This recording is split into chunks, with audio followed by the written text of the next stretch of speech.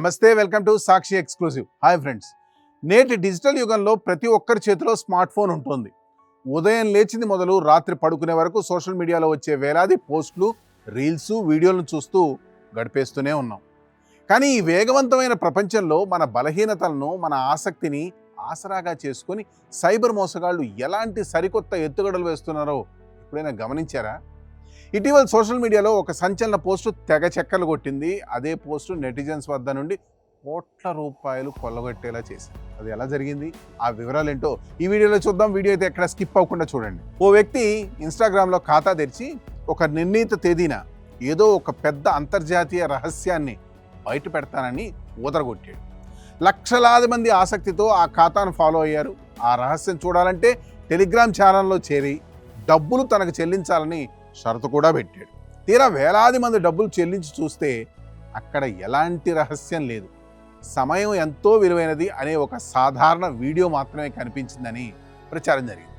ఇలాంటి సంఘటన సమాజానికి ఒక అత్యంత విలువైన హెచ్చరికని ఇస్తోంది. నేటి రోజుల్లో ఇంటర్నెట్ వినియోగదారులు ఎంత సులభంగా డిజిటల్ మోసాల బారిన పడుతున్నారో ఇది స్పష్టంగా కళ్ళక్కడు. సైబర్ నేరగాళ్లు ప్రజలను ఆకర్షించడానికి ఎంచుకునే మొదటి అస్త్రం ఉత్సుకత. ఏదో తెలియని రహస్యం ఉంది, దాన్ని తెలుసుకోకపోతే జీవితంలో ఏదో కోల్పోతాం అనే మానసిక భావనను ఈ సైబర్ నేరగాళ్లు సృష్టిస్తారు. క్రిప్టో కరెన్సీలో క్షణాల్లో రెట్టింపు లాభాలు, ఆన్లైన్ గేమింగ్ చిట్కాలు, సెలబ్రిటీల వ్యక్తిగత వివరాలు, సరికొత్త లీకులు అంటూ సరికొత్త పేర్లతో వల విసురుతారు. రెండవ అస్త్రం టెలిగ్రామ్, వాట్సాప్ వంటి ప్రైవేట్ గ్రూపుల్లోకి ఆహ్వానిస్తారు.